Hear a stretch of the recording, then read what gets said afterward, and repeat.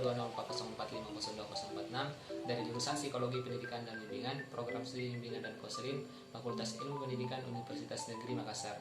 Baik, pada kesempatan kali ini saya akan menampilkan sebuah video mengenai hal-hal apa saja yang biasa terjadi dalam proses pembelajaran dan cara penanganannya. Tugas video ini dibuat untuk memenuhi tugas UTS mata kuliah belajar dan pembelajaran yang diampu oleh dua dosen. Yang pertama, Ibu Dr. Arnida SPD MSI dan Ibu Nurwahyuningsi Ibrahim SPD MPD.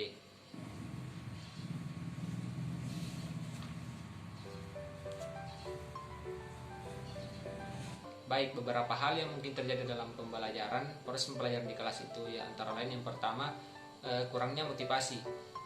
Siswa yang kurang termotivasi akan sulit untuk berpartisipasi dalam pembelajaran dan cenderung mengalami kesulitan dalam memahami pembelajaran. Dan yang kedua, perbedaan kemampuan. Setiap siswa tidak memiliki kemampuan yang berbeda-beda, sehingga guru harus menyesuaikan metode pembelajaran dan memberikan perhatian yang lebih terhadap pada siswa yang mengalami kesulitan pembelajaran.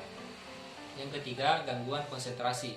Faktor eksternal seperti kebisingan di sekitar kelas, gangguan dari teman sekelas, dan lain-lain bisa mengganggu konsentrasi siswa selama pembelajaran.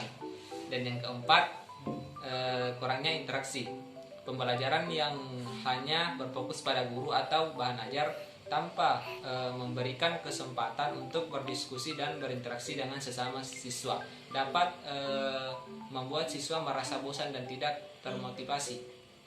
Dan yang kelima, tidak cocoknya metode pembelajaran. Setiap siswa memiliki gaya belajar yang berbeda-beda, sehingga metode pembelajaran yang efektif satu siswa mungkin tidak efektif bagi siswa lainnya.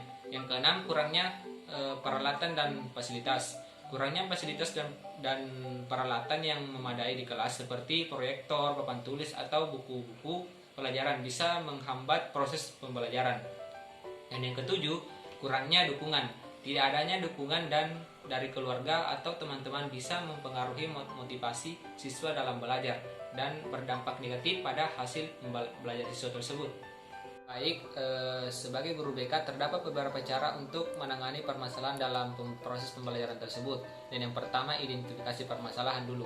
Langkah-langkah pertama yang harus dilakukan adalah mengidentifikasi permasalahan yang muncul dalam proses pembelajaran. Hal ini dapat dilakukan dengan cara mengamati siswa tersebut selama pembelajaran berlangsung, berbicara dengan siswa secara individu atau kelompok kecil, dan melakukan konsultasi dengan guru lainnya atau pihak-pihak terkait lainnya.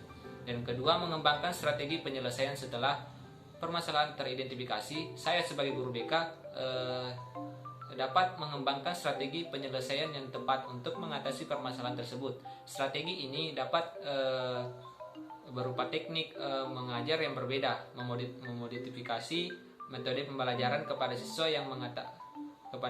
mengatasi kesulitan belajar, mencapai tujuan maksimalnya. Yang ketiga, memberikan bimbingan.